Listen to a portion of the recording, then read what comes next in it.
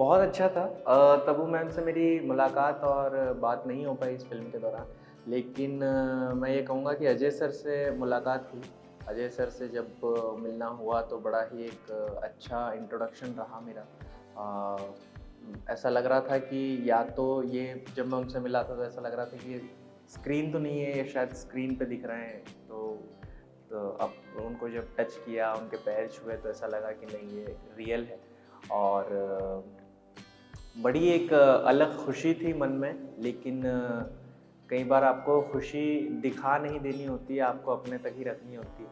आप फिर बाद में भले उसको अपने दोस्तों के साथ या अपने बाकी लोगों के साथ शेयर करें, बट उनके साथ शेयर एकदम ऐसे फ़ोरफ्रंट पे नहीं दिखाना होता है कि मैं बहुत खुश हूँ, क्योंकि वो थोड़ा काम के ज़रिए से आप जब जाते हैं।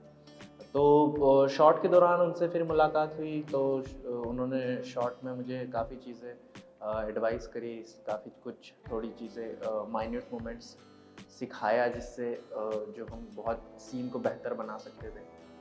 तो बहुत मज़ेदार रहा।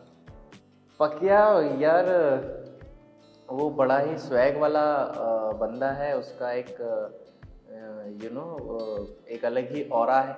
रियल लाइफ में अगर उस कैरेक्टर को वहाँ से कंटिन्यू करते तो बहुत ही, मुझे लगता है कि वो बहुत अय्याशी करने वाला और बहुत ज़िंदगी को जीने वाला बंदा होगा, बहुत पैसे वाले लेवल पे, समझ रहे हो? तो वो बहुत अच्छी उसकी चीज़ रही होगी, और स्वैग है उसका, उसका एक ऑरा है, लोगों पे रूल करना, लीड करना जानता है। तो वैसी उसकी ज़िंदगी रही होगी, जहाँ कहीं सिंगापुर या कहीं भी होगा। शुरुआत में मैं बनना तो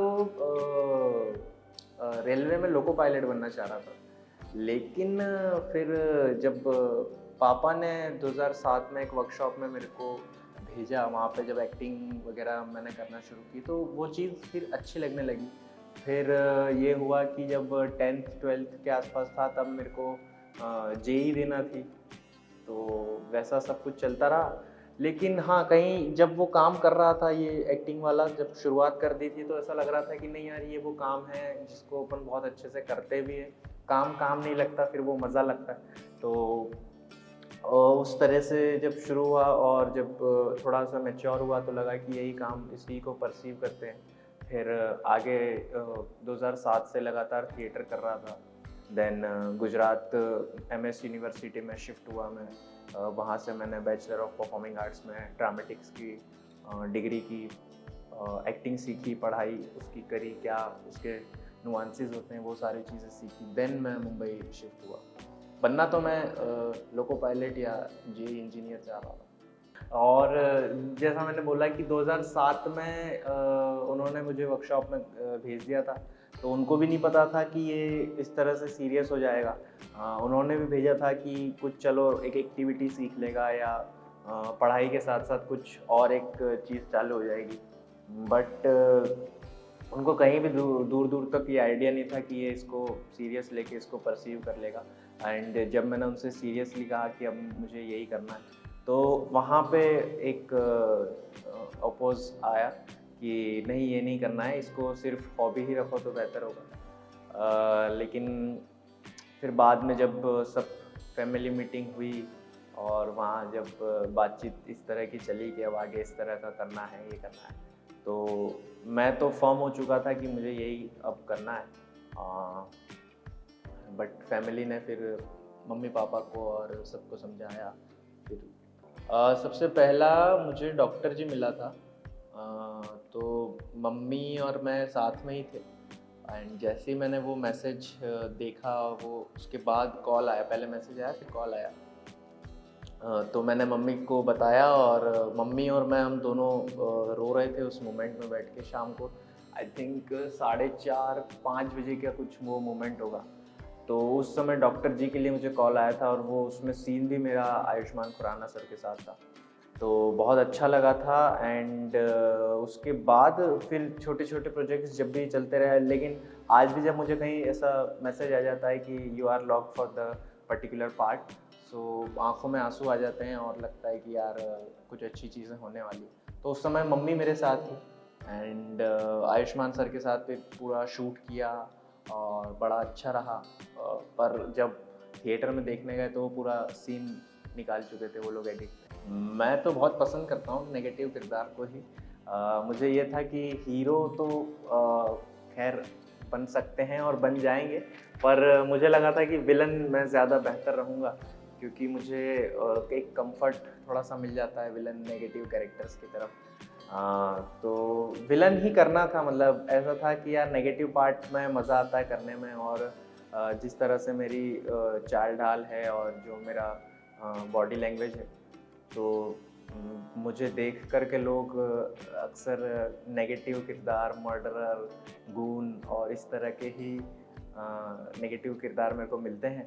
लेकिन ये भी है कि मुझे उतना ही मज़ा आता है उनको करने में, अलग शेड लेकर आने में उस नेगेटिव में भी। तो करना यही है, मज़ा आ रहा है अभी नेगेटिव करने में। हीरो के क्या है, हीरो तो कभी भी बन जाएंगे। रिजेक्शन में तो मैं बिलख के रोता हूँ।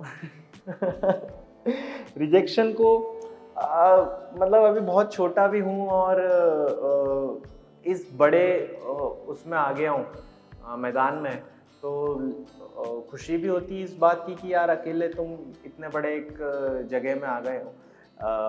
हालांकि सीख रहा हूँ मैं रिजेक्शंस को कैसे फेस करना है, बट जब भी रिजेक्शन होता है तो 3-4 दिन का एकदम डाउनफॉल आपके जीवन में आ जाता है। रोने लगता हूँ, कुछ चीज़ें अच्छी नहीं लगती है। तो वो चीज़ें मैं सीख रहा हूँ, बट वही है कि फिर 4 दिन बाद, 5 दिन बाद वापस अपने आप को तैयार करना होता है कि चलो ये तो हो ही गया, अब आगे कुछ और देखते हैं। तो वैसा रहता है। आगे बहुत अच्छी एक्सपेक्टेशंस हैं। कोशिश मेरी यही है और प्रार्थना भी मेरी यही है कि ये काम मेरा ज़्यादा से ज़्यादा अच्छे लोगों तक पहुँचे और फिल्म मेकिंग सर्किट में अच्छी जगह पर पहुँचे और मुझे अच्छा यहाँ से एक्सपोजर मिले। और मैं सभी तरह का काम करने के लिए अभी ओपन हूँ। कोई वैसा चॉइस अभी मैं लेकर के नहीं चल रहा हूँ, टू बी वेरी ऑनेस्ट। मुझे सब तरह के कैरेक्टर्स अभी करने हैं, पर यही है कि मैं सारी चीज़ें बहुत अच्छी कर सकता हूँ। जैसे कि मैंने कोटा फैक्ट्री में स्टूडेंट्स का कैरेक्टर भी अच्छे से मतलब पुल ऑफ किया था, भानु कैरेक्टर। त्रिभुवन मिश्रा में मैंने गे पार्ट बहुत अच्छे से पुल किया है। बहुत अच्छा इसलिए मैं बोल रहा हूँ क्योंकि ये मुझे पब्लिक रिव्यू मिल रहा है, सो वो है। एंड यहाँ पे पूरा ही जो ग्रे नेगेटिव शेड है वो मैंने पुल ऑफ किया। तो मुझे लगता है कि मेरे पास रेंज है और मेरे पास बहुत सारे किरदार, बहुत सारी चीज़ें अभी मेरी झोली में है। तो मुझे लगता है कि जितना अच्छा चांस मुझे मिलेगा मैं उतना ही ज़्यादा ग्रो करूँगा।